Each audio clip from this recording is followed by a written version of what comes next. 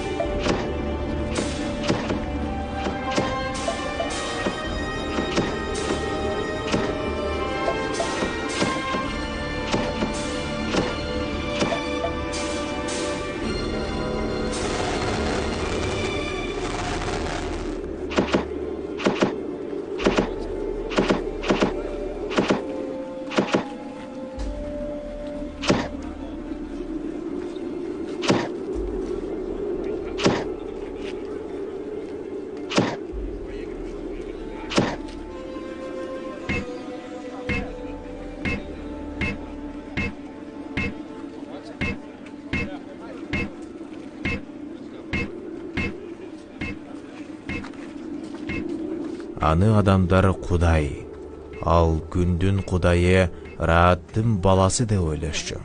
Ал болсо арамдан болгон ырахат жыргалчылыктарды эч таштагыс келбеген, тетрисинче кылып жаткан арам ишин өжөрлүк менен уланта берген адам болчу. Ага насаат айтып, эскерткен эч ким жок беле? Кулдар өз Кудайын кантип эскертмегеле? Алар аны Кудай деп ойлошсо. Эми анын өз жеринде кандай чектен чыкканын жана ал жерде бузукулукту кандай көбөйткөнүн көргүлө.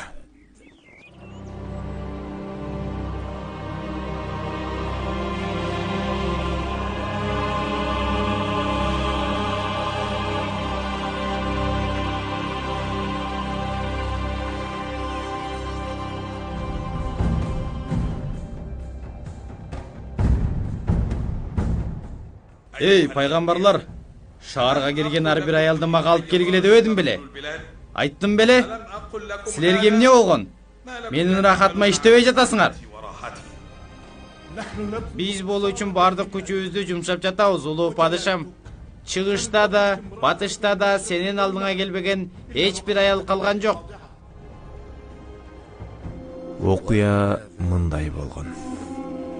Дамасктын падышасы кыянаттык кылып айткан сөзүн, берген убадасын аткарбай фараонго Ибрахим Дамаскты жана андагы кудайларды талкалады деп кабар жеткирип коет. Бирок фараон ага ишенбейт. Анан ал фараон ага ишенбээрине жана анын өзүн жакын арада өлтүрөөрүнө көзү жеткенде качып жөнөйт. Каяка качат?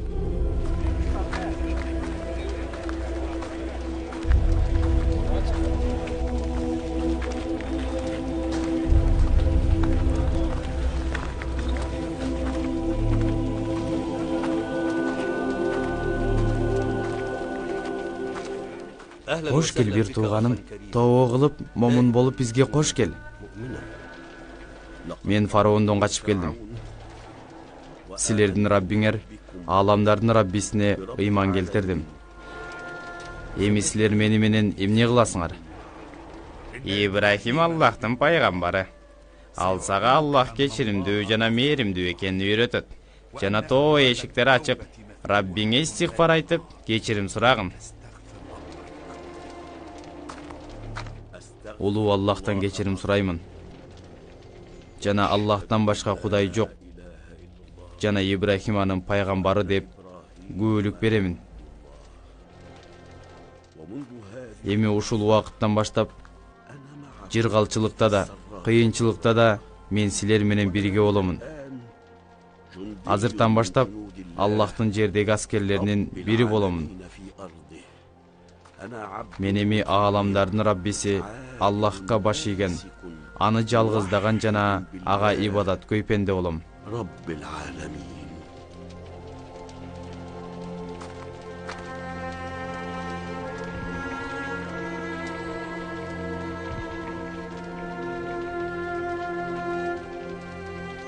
Subhanallah. Аллах Таала ару. Биз жакшы көргөн адамга хидаят бере албайбыз. Бирок Аллах каалаган адамын туура жолго баштайт.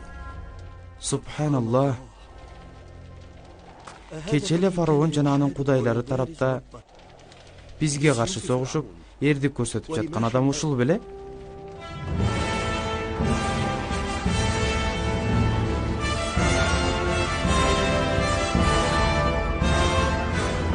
О, кулдарым.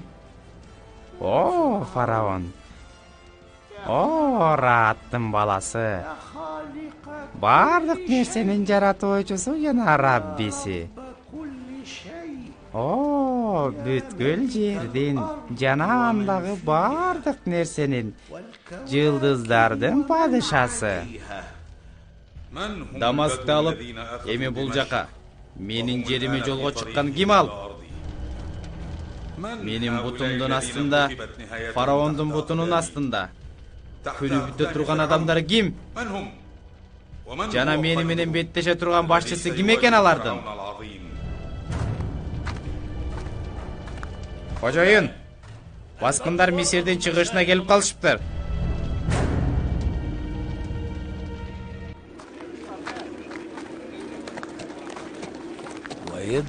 Ибрахим ийирдин үйүнө кирип, аны бут кудайлардан, айкелдерден жана бузуку ишенимдерден, акыйдадан тазалады.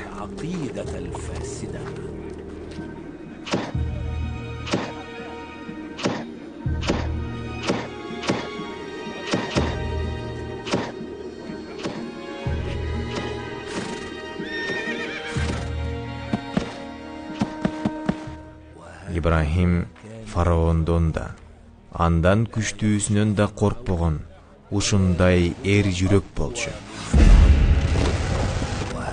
Акыйкат дагы ушундай. Күнү келип акыйкаттын эрежелери келгенде, акыйкатсыздык жана жалганчылык кулайт. Эми бул нерсе фараонго да келди.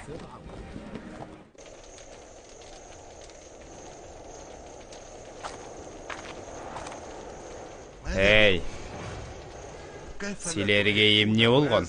Силерге эмне болгон? Кантип адамдардын Аллахка капыр болгонун жакшы көрбөйсүңөр? Силер жалкоо болуп калыпсыңар. Биз бүт ааламды бузушубуз керек. Элдер отко, жылдыздарга, же болбосо күнгө, же айга сыйынышы керек. Бирок эч качан Аллахка сыйынбашы керек.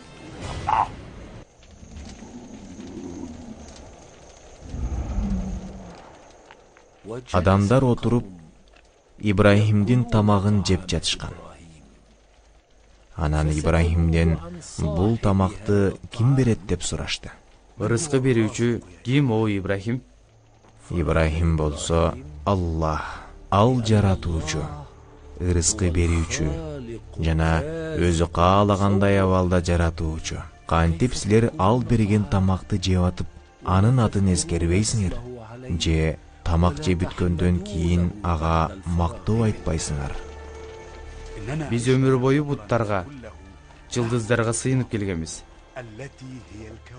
Алар бизди улуу кудайлар менен байланыштырып турат. Эми сен биз менен өзүңдүн кудайыңды байланыштыр, о Ибрахим. Ибрахим: мен Аллахтын элчисимин. Силерге окшош эле адаммын. Роббиңердин буйругун гана жеткирип турам. Пенде менен Роббинин ортосунда ортомчу жок. Аллахтын өзүнө түз ибадат кылып сурануу керек деп жооп берди.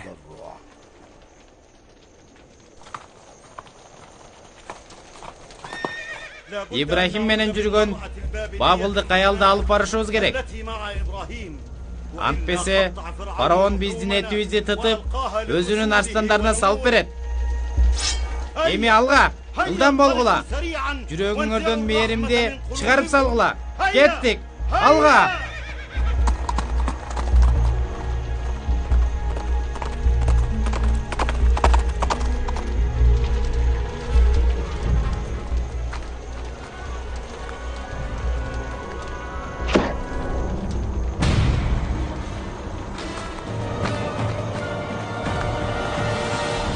وخرجت سارة مع إبراهيم Sara менен Ибрахим чатырдан чыгып кетишти.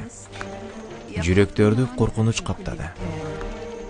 Ал эми фараондун аскерлери Сараны бардык жерден издеп жатышты. Эми фараон Сараны туткун кылып, сарайына алып кетип калса эмне болот?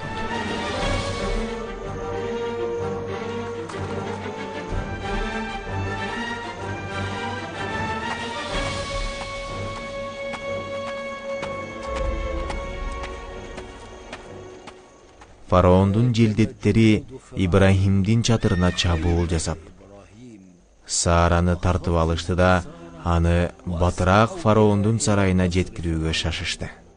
Аны алып кетишти. Бирок алар Сара менен боло турган жаңы мужиза кереметти өздөрү даярдап жатышканын билишпейт болчу. Бул Аллахтын момундарды сактоочу белгилеринин бири болчу. Жана Аллах эң жакшы сактоочу, жана ал мээримдүүлөрдүн мээримдүүсү. Жүр биз менен. Мисирдин кудайы фараондун кыялы орундалды.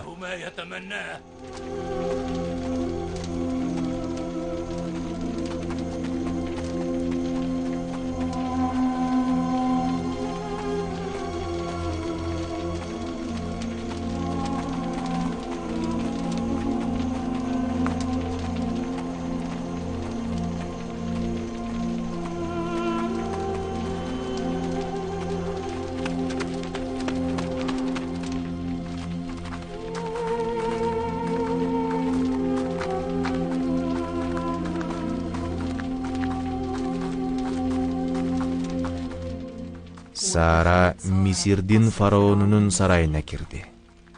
Ал бул чоң сарайда чектен чыккан заалымдын колунда. Аны эмне күтөөрүн билбейт болчу. Сара намаз окуп, Аллахтан аны менен бирге болуусун, тынчтык сурап жатты. Намаз окуп, фараондун сактоону дуа кылып сурап жатты. Сара өзүнө, жолдошу Ибрахим Аллахтын халилине сабыр тилеп жатты.